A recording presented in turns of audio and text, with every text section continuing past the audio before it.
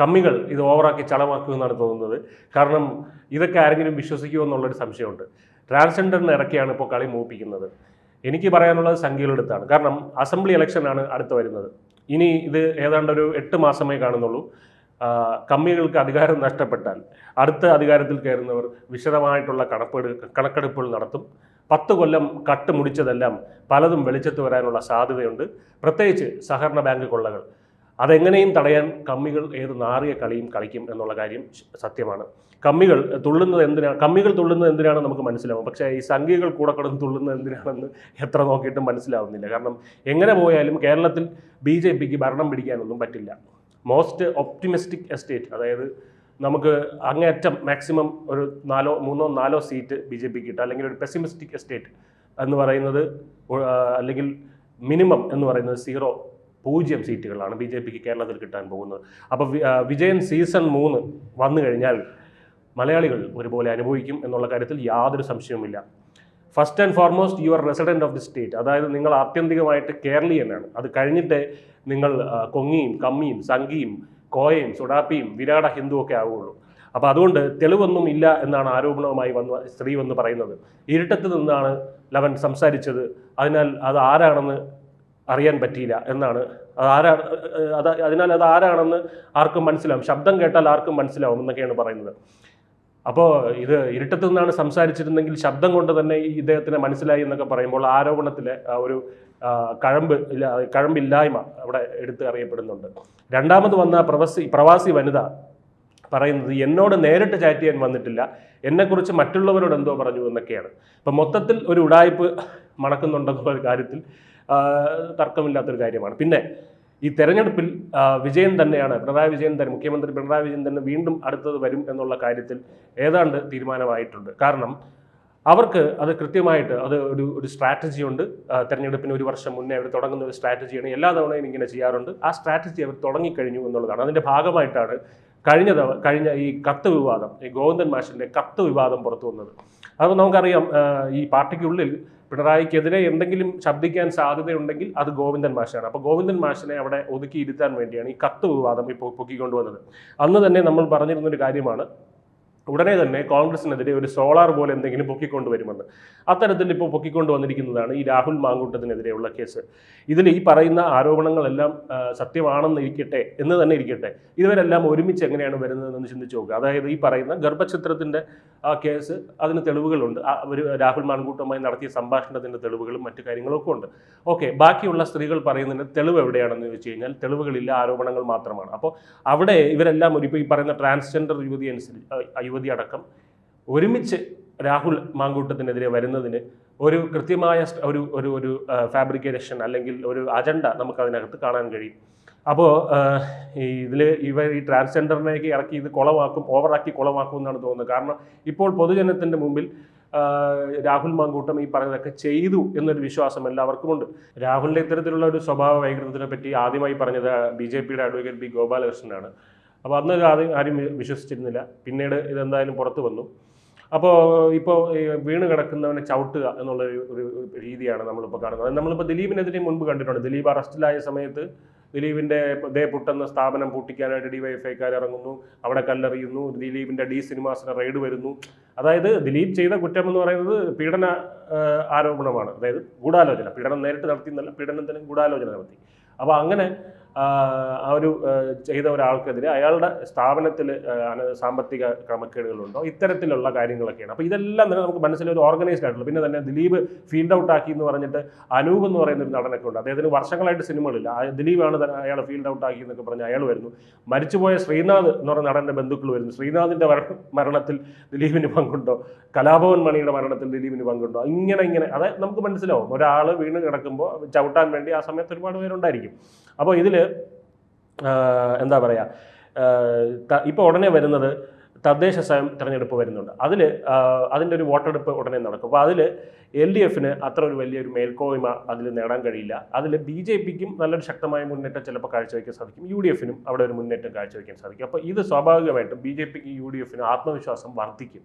അതിനുശേഷം LDF എന്താണ് ഈ സമയത്ത് LDF എന്ത് ചെയ്യും, സ്വാഭാവികമായിട്ടും ഒരു ആത്മവിശ്വാസം മറ്റുള്ളവർക്ക് ഉയരുമ്പോൾ LDF ഇവിടെ ചിട്ടയായ ഒരു പ്രവർത്തനം കാഴ്ചവെക്കും. കാരണം തോൽവിയിൽ നിന്ന് പാഠങ്ങൾ ഉൾക്കൊള്ളുക എന്നുള്ളത് ഈ പാർട്ടിയുടെ എപ്പോഴും ഒരു നയമായിരുന്നു.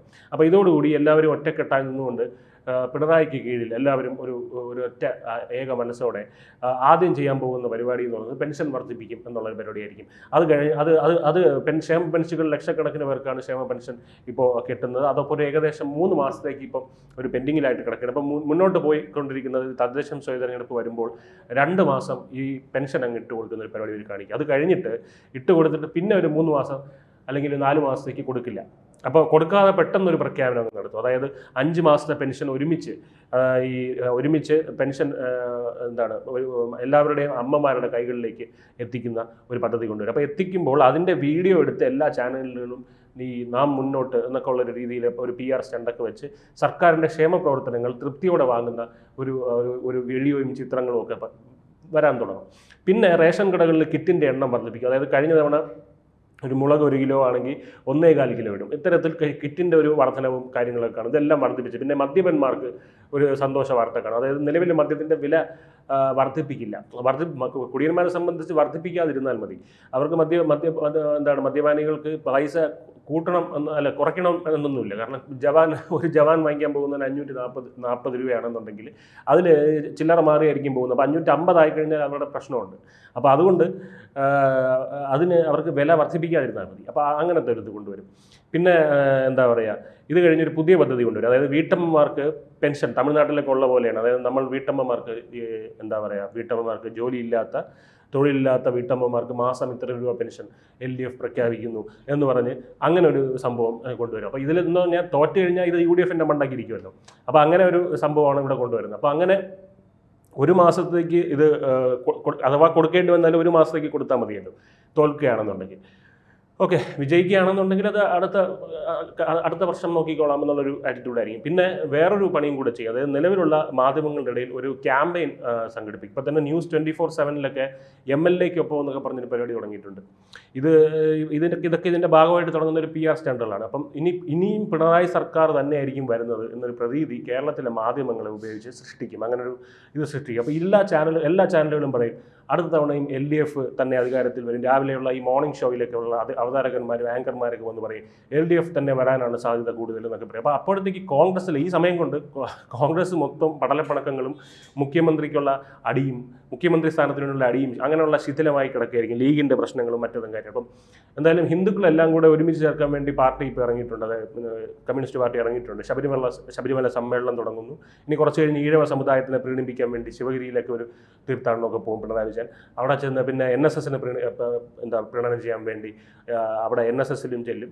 അപ്പോൾ ഇങ്ങനെ കുറേ സമുദായങ്ങളെല്ലാം രംഗത്തിറക്കും. അതോടൊപ്പം തന്നെ മുസ്ലിംസിനെ കൂടെ നിർത്തിക്കൊണ്ട്, അതായത് മുസ്ലിംസിന് ഒരു പ്രത്യേക രീതിയിലുള്ള ഒരു സ്ട്രാറ്റജി ഉണ്ട് അവരെ കൂടെ നിർത്താനുള്ള ഇടതുപക്ഷത്തിൻ്റെ.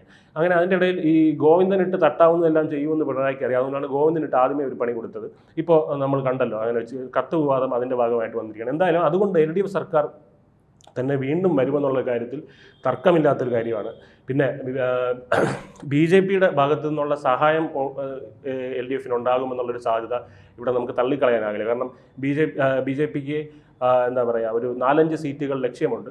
ഇത് നേടിയെടുക്കാൻ LDFൻ്റെ ഭാഗത്തു നിന്നുള്ള ഒരു സഹായം BJPക്ക് ലഭിക്കും എന്നുള്ളതും ആണ് നമ്മൾ ഈ രാഹുൽ മാങ്കൂട്ടത്തിനെ എതിരെ ഇപ്പോൾ ഈ കൊണ്ടുവരുന്ന ഈ ഒരു വിവാദം കൊണ്ട് മനസ്സിലാക്കുക. കാരണം ഇത് ആഘോഷിക്കുന്നത് സംഖ്യകളും കമ്മികളും മാത്രമാണ്. അപ്പോൾ ഇവരുടെ ഇടയിലുള്ള ഒരു അവിശുദ്ധ ബന്ധം അല്ലെങ്കിൽ അത്തരത്തിലുള്ള ടൈപ്പാണ് നമ്മൾ ഇതിന് മനസ്സിലാക്കേണ്ടത്.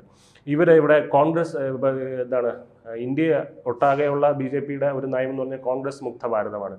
കേരളത്തിൽ ഈ നയം കൊണ്ടു കിടക്കുന്നത് കമ്മികളാണ്, കോൺഗ്രസ് മുക്ത. അപ്പോൾ ഇവർക്ക് രണ്ടുപേർക്കും കോമൺ ആയിട്ടുള്ള ശത്രു എന്ന് പറയുന്നത് കോൺഗ്രസ് ആണ്. അപ്പോൾ അവിടെ അവരെ ഒതുക്കാൻ വേണ്ടി ഇവർ രണ്ടുപേരും കൈ കോർക്കും എന്ന് പറയുന്നാൽ അതൊട്ടും.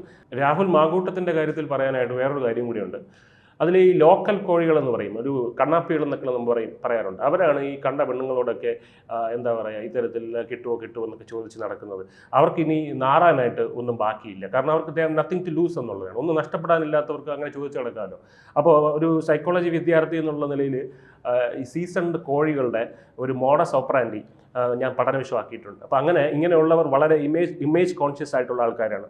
അപ്പം അവർക്ക് ഒരുപാട് നഷ്ടപ്പെടാനുണ്ട്. They have lot to lose. അങ്ങനെയുള്ളവർ ബുദ്ധിമാന്മാരായ കോഴികൾ ഒരിക്കലും നമ്മൾ വള്ളി പിടിക്കുക എന്ന് പറയും. അങ്ങനെ ഒരു വള്ളി പിടിച്ച് നാറ്റക്കേസിലോട്ട് പോകാറില്ല. അപ്പോൾ വരും, നമുക്ക് കിട്ടും എന്നുള്ള 99% ഉറപ്പുള്ളവരോട് മാത്രമേ ഇത്തരത്തിലുള്ള ഒരു സമീപനം അവർ ആ ഒരു രീതിയിൽ നമ്മൾ വിനായകൻ പറയുന്നത് പോലെ ചോദിക്കുകയുള്ളൂ.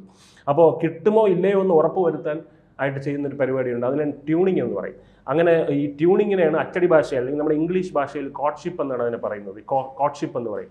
ട്യൂണിങ്ങിൽ നിന്ന് ആവശ്യമായിട്ടുള്ള ഒരു സൂചനകൾ ലഭിക്കും. അപ്പോൾ ഇതനുസരിച്ചിട്ടാണ് പിന്നീട് പ്രൊസീഡ് ചെയ്യുന്നത്. അപ്പോൾ ഈ ഒരു പ്രോസസ്സാണ് ഈ സീസൺഡ് കോഴികളും ജീവിതത്തിൽ ഒരു പെണ്ണിനെ മാത്രം ട്യൂൺ ചെയ്ത് അവളെ മാത്രം കല്യാണം കഴിച്ച് ജീവിക്കുന്നവർ ഫോളോ ചെയ്യുന്നത് ഈ ഒരു പ്രോസസ്സാണ് ട്യൂണിങ്. അപ്പോൾ മാക്സിമം ഈ റിനി ആൻ ജോർജ് എന്ന് പറയുന്ന നടിയെ ആരോപണ വിധേയൻ ട്യൂൺ ചെയ്യാൻ ശ്രമിച്ചിട്ടുണ്ടായിരിക്കും. അല്ലെങ്കിൽ അദ്ദേഹത്തിൻ്റെ സംസാരത്തിൻ്റെ പോക്ക് കണ്ടിട്ട് പുള്ളിക്കാരിക്ക് മനസ്സിലായിട്ടുണ്ടായിരിക്കും, ചെറിയ തോതിൽ ട്യൂണിങ്ങിൻ്റെ ഒരു മണം അടിച്ചിട്ടുണ്ടായിരിക്കാം. എന്നിട്ടിപ്പോൾ കമ്മികളുടെ എന്താ പറയുക കാശ് വാങ്ങി ഇത് ഇത്തരത്തിലുള്ളൊരു ഭീകരമായിട്ടുള്ള അട്രോസിറ്റി ആയിട്ട് അവതരിപ്പിക്കാൻ ഇവർ ശ്രമിക്കുകയാണ്. എന്തായാലും ട്യൂണിങ് ഒരു തെറ്റല്ല, എല്ലാവരും ചെയ്യുന്നൊരു പരിപാടിയാണ്. ട്യൂൺ ചെയ്യാൻ ശ്രമിക്കാത്തവർ അദ്ദേഹത്തിനെ കല്ലെറിയട്ടെ.